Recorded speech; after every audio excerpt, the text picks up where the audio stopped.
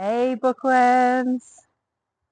I couldn't help myself. Look at this setting.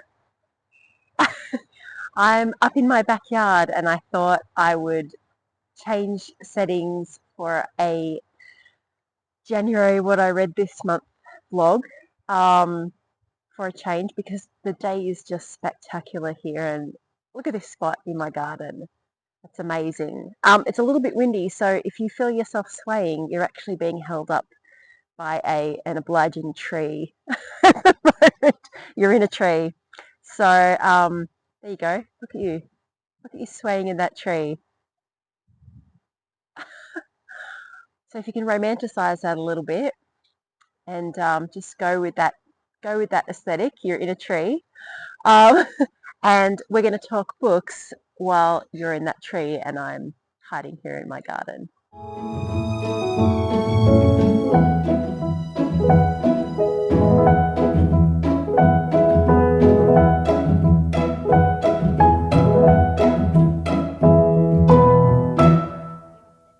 Okay, so welcome back to my channel. I hope that you like today's setting. It's late summer here in Australia and I'm sitting up in this little grove. It's a really nice setting. It's nice and shady and cool. Even on really hot days here, it's this corner of the backyard is still really nice and cool to sit in. I often come up here with my camping chair and read. And I've even got a little stump to hold my tea and my books. Oh my gosh, there's birds. Such a nice spot. Anyway, on to the books. So I managed to read 5 books in January, which I'm pretty proud of because January is a busy time. Kids are on school holidays, so I'm looking after them, but I'm still working. It is a very busy month for us. And a few of the books I read this month too are quite thick books as well. So I think I did okay. I'm okay with 5. That's like 1 a week, a little bit more, isn't it? So got to be happy with that. Oh no, I dropped them. Oh, hashtag professional vlogger. Oh my gosh. Okay, I have them. So the first book that I read, I actually took to my mum's on our beach holiday with us. I bought it specially for the occasion, and it was Sleepless in Stringybark Bay by Susan Duncan. Oh man, I had such high hopes for this, bookworms. I really did. I read the back and it just sounded like the perfect sunny summer read. It's about a community in a waterway, like there's an island and a peninsula and they've got a cafe and it just sounded like it was going to be perfect. And unfortunately it was so dissatisfying. So it's kind of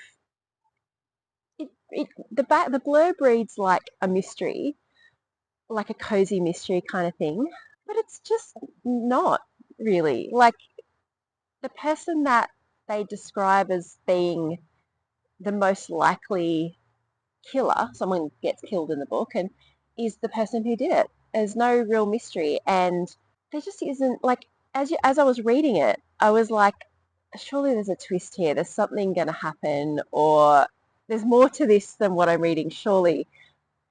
And there's not. It's just like a pleasant story in like a bit of a cool setting. Some of the chapters were even like irrelevant to the story. There's one particular chapter where the owner of the cafe gets sick and her partner just looks after her, and I thought, oh, what's this mean? It's nothing to do with the story. It's completely irrelevant. It just happens. And I was like, oh. So I don't know. It was I just felt it says a page turning mysterious delightful story.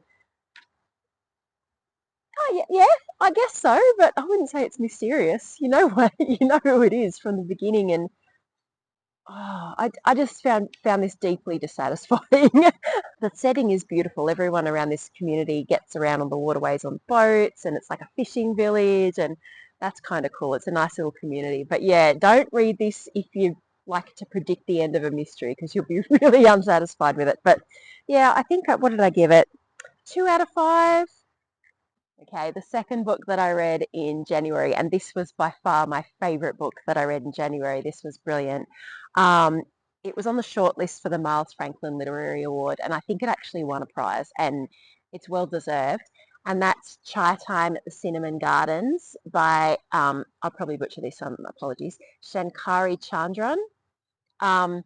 And this book is about a retirement village, a community of people living in an aged care village in Sydney. And because of the location, you know, Western Sydney notoriously, famously, lots of new Australians, lots of people immigrating. So it's a lot of older people that have come from different countries, and more commonly in this particular retirement home, they're from Sri Lanka. So which is, you know, there's a lot of conflict in Sri Lanka historically and currently. So that's the setting of this book, and I can't, without spoiling too much of the plot, it's kind of what happens when people start to look for the differences in people rather than the similarities and what we have in common. The plot of this story is about how a conflict arises within the community surrounding this aged care home, and how that stems from just a lot of ignorance and a lot of assumption. I just thought this was handled so brilliantly. It really, it's very sensitive, it's very sweet. The characters are just, you fall in love with them. And it really emphasizes the importance of people's stories, and sharing our stories, and how important that is to our identity. And I just adored this so much.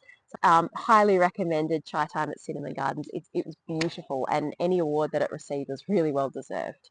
I gave that 5 out of 5. Loved it. So the next book I read, I included, but I technically DNF'd this book. It's called I Want to Die, But I Want to Eat Tteokbokki by Baek, Se-hee. Again, excuse my pronunciation. But my daughter bought this for me for Christmas, and I love Korean fiction, and I love books set in Korea or translated from Korean. Love, like favorite genre. This one just didn't really do it for me, unfortunately. It's basically transcriptions from the narrator's conversations with her therapist, and I just found it quite tedious. I felt really unengaged with it, and I got bored. You know, I felt like there was some realizations and some analysis going on, and I just didn't get it. I don't know if it's just, you know, might just be me and the frame of mind I was in reading it, but I just could not engage with this at all, unfortunately. So this one's really not for me. I did DNF'd it eventually, but I think I skimmed through like to the whole end of the book and read parts of it. So I think I probably read 85% of this book. So I'm adding it to the list because I did read most of it. But yeah, technically that's a DNF. So yeah, not for me at this time. Okay, the fourth book that I read was Beach Read. I finally picked up an Emily Henry, and thanks so much to my colleague Olivia for recommending her. This is her favourite book, and it was awesome. I love this book. It's a 4 out of 5 from me. It's about two writers who they went to college together as young people, but they've been separated by life. Find themselves reunited after January, the main character. Her father dies and leaves her a beach house, to which Gus, the other writer, happens to live next door to. So they meet up again, and they sort of bond over their careers and the fact that they both have writer's block. They write very different genres. So one night, in a bit of banter, they decide to challenge each other to write and publish something in their opposite genres and see if they can do it. And you know, it's I think it really gives insight into what it's like to be a writer and trying to come up with ideas and stories and being original and being creative and being spontaneous. And, you know, that sort of academic gatekeeping that happens. And I love this. It was so good. I love the characters. I love the setting, you know. I love the story. It's a romance, but it wasn't like sappy. It was, you know, quite funny. Yeah, so if you want like a fun, positive beach read, this is really what it says on the tin. Like, this ticks all the boxes. It's called Beach Read and it delivers. I love this. Okay, so the final book that I finished in February was Barbarian Days, A Surfing Life by William Finnegan. And I think I've said this before on the vlog, but I grew up in surf culture. So I grew up in a small surfing community on the southeast coast of New South Wales. And I think without that background, I probably wouldn't have got as much from this book as I did. I picked this up hoping it would be a good bit of travel fiction, and it has actually won the Pulitzer Prize in 2016, but for biography. So picked this up hoping it would be like a bit of surf travel fiction. And I did enjoy it for that. I did enjoy it as a piece of travel fiction. It's really long. It's a commitment. I think it ends up being 500 pages. So it's quite a long book, and I persisted, which is one of the reasons I only read 5 books but that I only managed to finish 5 books in February. And as I was reading it, I'm like, what is irritating me about this book? Like there was something that kept just rubbing me the wrong way about this book. And I finally, about 50 pages from the end, worked out what it was. And I think it's the sense, this man grew up in, William grew up in the 60s and 70s surfing, and he still surfs to this day. But there's a real sense of gatekeeping in this book that I really didn't like. And anyone who's grown up in surf culture knows that that's one of the worst things about the culture is the sense of tribalism, like localism and gatekeeping. And this book is like a textbook study of that, I found, because I got to the end and I went, that's what it is. And I'll read you a quote from the book, which I found that kind of, you'll see what I mean. It's on page 468 and it says, surfers hope bleakly that surfing will one day become, like rollerblading, uncool. Then perhaps millions of kooks will quit and leave the waves to the diehards. But the corporations selling the idea of surfing are determined, of course, to grow the sport. Some underground panache may be useful for marketing, but really, the more mainstream the merrier. Meanwhile, thousands of entrepreneurs, most of them underemployed surfers, have opened beachfront concessions to teach surfing in dozens of countries. Coastal resorts now include surf lessons among their amenities. Cross surfing off your bucket list. It's unlikely that surf schools for tourists will add many new faces to the crowded lineups where seasoned surfers battle for scarce waves.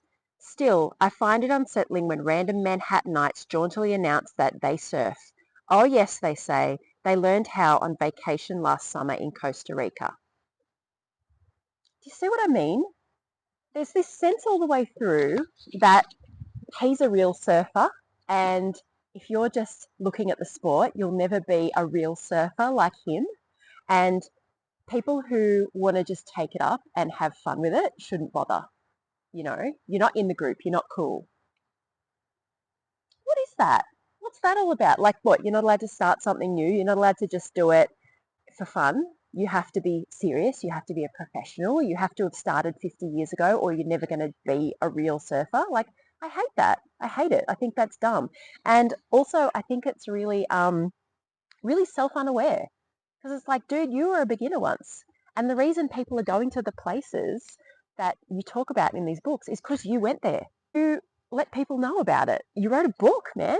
Like, you know, you're the problem. Do you know what I mean? The native Fijians didn't have any way of getting any word out about that surf break. You did that. I just find that really kind of really self-unaware. And that's what annoyed me about it. As a piece of travel fiction, it's good, albeit a little bit long. It's probably could have been shorter and it probably could have been better edited. I don't know why this won a Pulitzer. I'm going to say it. Like I don't really get why this would win a Pulitzer for biography out of everything that's out there. So I hope you enjoyed today's book vlog of what I read in January, and I hope you enjoyed sitting in my garden. And I'm sorry if you got a bit seasick waving around in this tree in the breeze, but maybe it added to the experience. I'm not sure. But it was such a lovely day. I really wanted to share it with you bookworms. Please don't forget to like and subscribe and tell your bookworm friends about my vlog. I'd really appreciate that. I want to grow this community so we can all talk books and I can get all of your opinions and comments as well. Be able to share this with so many people around the world is such a privilege. Thank you so much for being here today. I really appreciate it, and I hope you go and sit somewhere nice and read some stuff today, maybe with a nice cup of coffee or tea. Please don't forget to comment, like and subscribe on this video, and I will catch you in the next one.